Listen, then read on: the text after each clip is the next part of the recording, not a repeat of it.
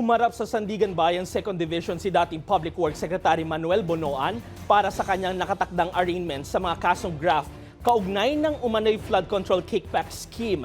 Inatasan din siyang maging testigo ng Sandigan Bayan 3rd Division sa malversation case laban kay dating Senador Ramon Bong Revilla Jr. kaugnay ng umano'y 92.8 milyong pisong Ghost Flood Control Project sa Pandi, Bulacan. May hiwalay namang pagharap sa korte si Bonoan ngayong Miyerkules at iginit ng PNP na ipatutupad ang judicial order habang tinitiyak din ang kaligtasan at kondisyong medikal ni Bonoan.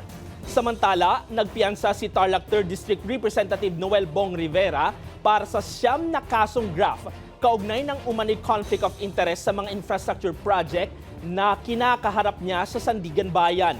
Nagbayad si Rivera ng 90,000 pesos para sa bawat kaso nitong Lunes.